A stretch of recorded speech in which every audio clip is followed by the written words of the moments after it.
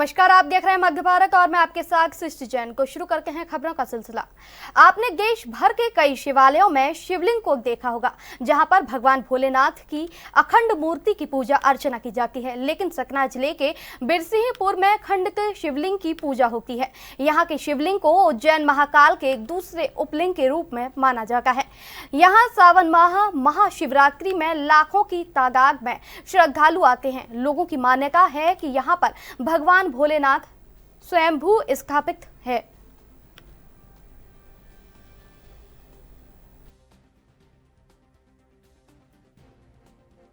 एक notice type का दिया, क्योंकि जननी जन्मभूमि, कोई भी अपनी जन्मभूमि खाली नहीं करना चाहता। तो जब गैवीनाथ को ये बोला गया कि खाली करो, उसको कई सारे उपहार देने के लिए राजा ने घोषणा की, परंतु उसने नहीं खाली किया।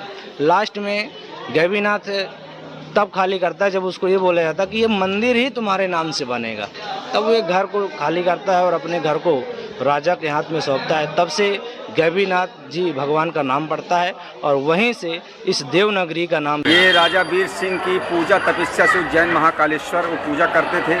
भगवान के बड़े अनंत भक्त थे।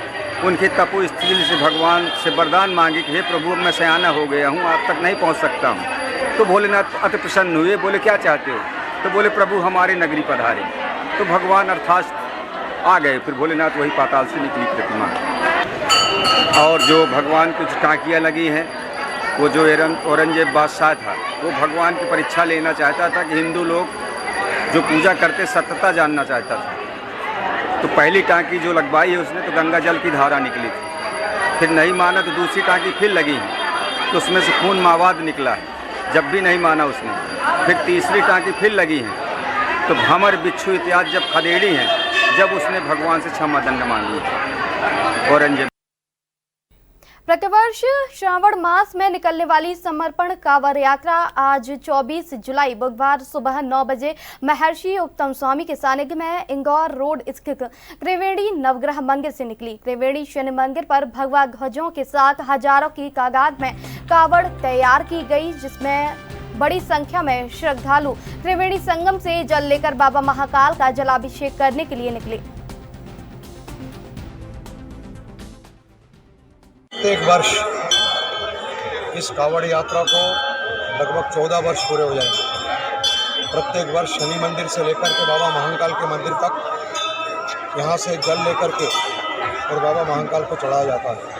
हमारे स्वामी जी के निर्देशानुसार सभी ग्रामवासी अपने अपने कुएं और बावड़ी का पानी लेकर यहाँ पर उपस्थित होते हैं। ये कांवड़ यात्रा यहाँ से सीधे टावर से बालीपुरा, कंठाल, गोपाल मंदिर होकर के और महाकालेश्वर के श्री चरणों में इसका समापन होगा।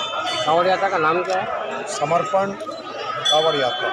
किसके नेतृत्व में निकलती है? ये परम पूज्य ध्यान योगी महर्षि उत्तम स्वामी जी, जो वर्तमान में महामंडलेश्वर है पंचरनी अखंड, उन्हीं के नेतृत्व में, उन्हीं के मार्गदर्शन में, उन्हीं के सानिध्य में, और इसके अलावा भी स्थानीय अनेक साधु संत जो हमारे साथ चलते हैं। ये एक सामाजिक समरसता का एक अच्छा कार्यक्रम है। सावन के पहले हफ्ते में और हम लोग ये यात्रा निकालते हैं प्रत्येक वर्ष। आपका शुभ नाम? मैं तपन भौमिक, समर्पण कांवड़ यात्रा का अध्यक्ष। धन्यवाद। 15वां वर्ष है समर्पण कांवड़ यात्रा का, और इस आप देखिए जनता का सैलाब महाकाल राजा को जलाभिषेक करने के लिए सभी आतुर है। हमारे संत श्री उत्तम स्वामी जी महाराज ईश्वरानंद जी अग्नि अखाड़ा से, वे हमारे इस कार्यक्रम के मुख्य पुजारी जी हैं, और हमारे बाकी के रामेश्वर दास जी या काशीनाथ जी महाराज और सभी संत यहाँ पधार चुके हैं। यहाँ अभी कांवड़ का पूजन होगा और यहाँ से कांवड़ पूरे नगर में भ्रमण करती हुई महाकाल पहुँचेगी। पहले यहाँ से त्रिवेणी टावर से चामुंडा माता, देवास गेट होते हुए दौलतगंज, गोपाल मंदिर होते हुए सीधी यात्रा महाकाल के 4 नंबर गेट पर पहुँचेगी। यह जन सैलाब वहाँ बाबा जलाभिषेक के लिए बड़ा आतुर है। आपका शुभ नाम? मैं राम भागवत। नगरी में आज लगातार 15 वर्ष में समर्पण कांवड़ यात्रा निकल रही है। महाराज उत्तम स्वामी जी के सानिध्य में ये यात्रा निकलती है और हजारों हजार संख्या में यात्री इधर इकट्ठे होते हैं। कहाँ से कहाँ तक निकलेगी यात्रा? ये यात्रा शनि मंदिर से महाकाल तक जाती है। कितने श्रद्धालु इसमें शामिल होंगे अभी? 11,000 श्रद्धालु आते हैं और इस बार भी 11,000 से ज़्यादा संख्या है। कितनी कावड़ उठाई जाएगी? 11,000 कावड़ यहाँ उठाई जाएगी और इस यात्रा में हमारे मुख्यमंत्री जी का बहुत सहयोग है, आदरणीय डॉक्टर मोहन जी यादव का, और इस यात्रा का जो नारायण जी यादव जो वरिष्ठ समाज सेवी है उनका पूरा यहाँ पर सहयोग है। कलावती दीदी, हमारे अन्य सभी नेतागण भी यहाँ पर हम सबका सहयोग करते हैं। पूरा शहर मिलके और ग्रामीण क्षेत्र से सभी मिलके और एक ऐतिहासिक यात्रा बाबा महाकाल के नगर में जाती है। आपका शुभ नाम? मेरा नाम शैलेंद्र शर्मा है। मैं समर्पण कांवड़ यात्रा जो हमारा संघ है उसमें। बस्तर में मानसून की बारिश के चलते नदी नाले अपने उफान पर हैं, तो वहीं बस्तर के जलप्रपात भी बेहद खूबसूरत नजर आ रहे हैं। बस्तर के जलप्रपातों की खूबसूरत और मनमोहक तस्वीर लोगों को खूब पसंद आ रही है। साथ ही जलप्रपातों का रौद्र रूप भी डराने वाला है। बस्तर के कांकेर घाटी राष्ट्रीय उद्यान इलाके में स्थित तीर्थगढ़ जलप्रपात की कई तस्वीरें और वीडियो सोशल मीडिया पर वायरल हो रहे हैं।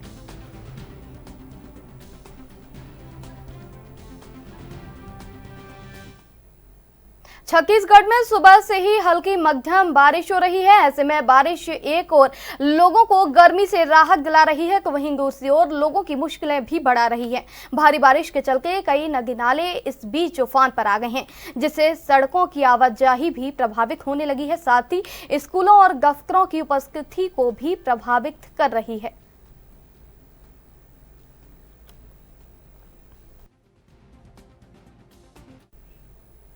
यूपी में अवैध हाईकोर्ट के अवैध तरीके से आदेश के बाद प्रशासन ने अवैध अतिक्रमण को बुलडोजर चलाया। बता दें आपको, जिला परिवहन कार्यालय जांजगीर के सामने अवैध अतिक्रमण था। जानकारी के अनुसार लंबे समय से शासकीय भूमि पर अवैध कब्जा किए थे। कच्चे मकान सहित दर्जनों दुकानों को इस दौरान हटाया गया है। बता दें आपको कि राजस्व की टीम और पुलिस प्रशासन की संयुक्त टीम ने इस पूरी कार्रवाई को अंजाम दिया।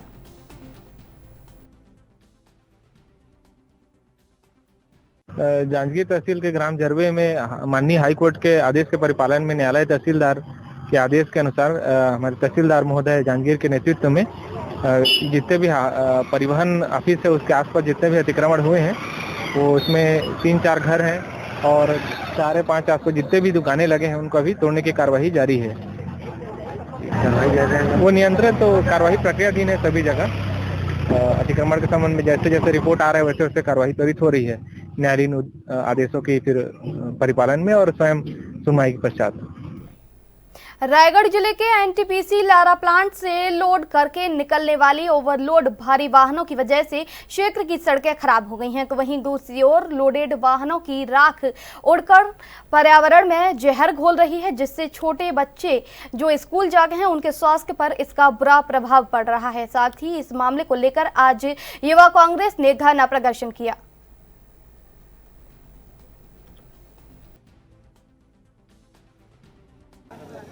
जी, आज हम लोगों ने पुसौर क्षेत्र में धरना प्रदर्शन किया है।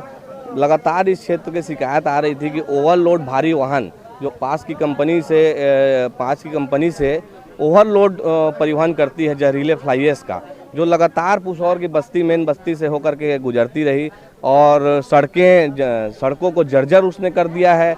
स्कूल, अस्पताल और बहुत सारे ऐसे संस्थान हैं जहां पे लोगों के स्वास्थ्य पे असर पड़ रहा है। लगातार हमारा ये कहना है कि जो भी हो नियम से गाड़ियां चलें, लेकिन उसमें हम लोगों ने 3-4 महीने से लगातार ज्ञापन दिया, लेकिन कोई सुनवाई नहीं हुई प्रशासन के द्वारा, इसमें कोई कार्रवाई नहीं की गई। आज बहुत ही आप देख सकते हैं कि पुसौर की सड़क चलने लायक नहीं है। ये बहुत संघर्ष से सड़क का निर्माण कांग्रेस की सरकार में हुआ था और आज ये नई सड़क बनी हुई, आज इसकी जर्जर स्थिति में ये है। तो आज हम लोगों ने उक्त मामले को लेकर के धरना प्रदर्शन शांतिपूर्ण तरीके से किया है।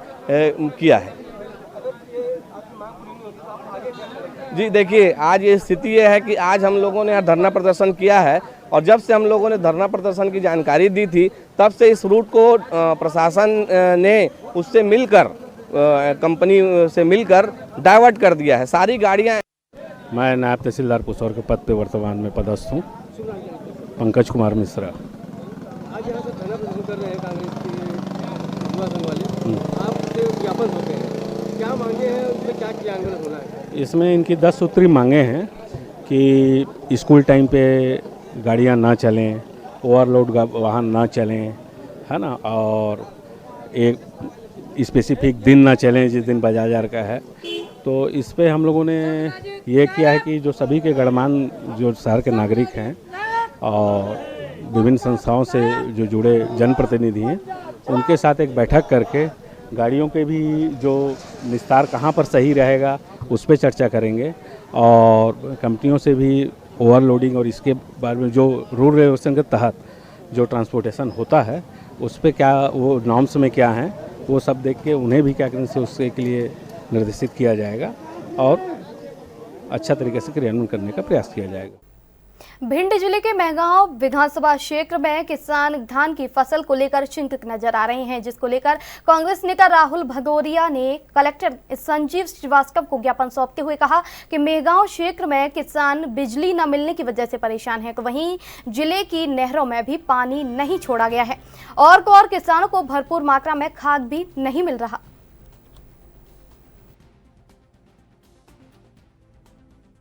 आज किसानों की समस्याओं को लेकर माननीय कलेक्टर साहब को ज्ञापन दिया है।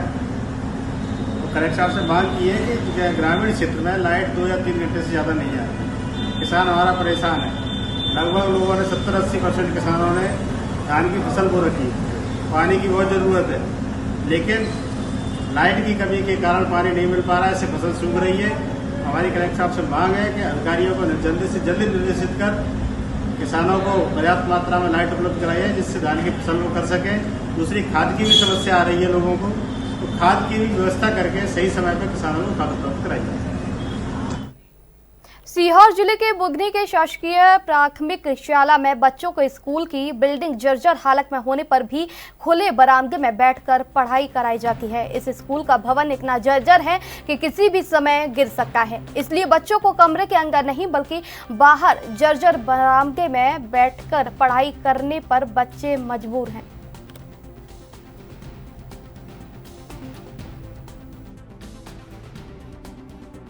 बरसात के मौसम में छत मतलब गिर गया था, अंदर से प्लास्टर गिर गया था, तो अभी वो क्षतिग्रस्त और पानी टपकता है दोनों कमरों में। अच्छा। तो बाहर मैं इसलिए बिठाता हूँ कि बाहर अपनी नज़र में रहे, और पानी वगैरह जाए तो अपन उनको थोड़ा छोड़ दें टाइम से। यहाँ तो मैंने देखा सब नल भी टूटा पड़ा है, लेटरिन बाथरूम भी नहीं है, बच्चे नदी से पानी पी रहे हैं, अपने ये धो रहे हैं, क्या कहते हैं, थाली वगैरह, स्थिति। सर, पक्का पार्च है स्कूल में, जो पीने की पानी की व्यवस्था गड़बड़ हो गई है, लोग नाले का पानी पी रहे हैं और बिल्डिंग भी क्षतिग्रस्त हो रही है, इसमें आप क्या कार्रवाई कर रहे हैं? हाँ, ये अभी संज्ञान में आया है। वहाँ पर नल जल योजना के तहत एक मोटर डाली गई थी उसमें, जो कि ख़राब हो गई है, तो इसके वैकल्पिक व्यवस्था में स्व सहायता समूह की जो रसोइया है वो पानी उपलब्ध कराते हैं, लेकिन फिर भी बच्चे जैसा वीडियो में देखा है वो पानी भरते हुए पाए गए। तो इसके लिए हमने स्कूल का निरीक्षण किया है और प्रतिवेदन श्रीमान विकासखंड शिक्षा अधिकारी महोदय को दिया है। वो जिले स्तर से इसकी कार्रवाई की जाना है, हमारी तरफ से इसको संज्ञान में लेकर आगे कार्रवाई की जाएगी। किस तरह की कार्रवाई की जा रही है? इसमें शिक्षक को एक कंटेंजेंसी राशि भी मिलती है, तो छोटे मोटे काम जो है वो अपनी कंटेंजेंसी की राशि से पूरी कर सकते हैं। तो ये भी जांच कराई जा रही है कि जो कंटेंजेंसी की राशि इनको मिली थी उसका कहाँ उपयोग किया है, उन्हें कैसे किया।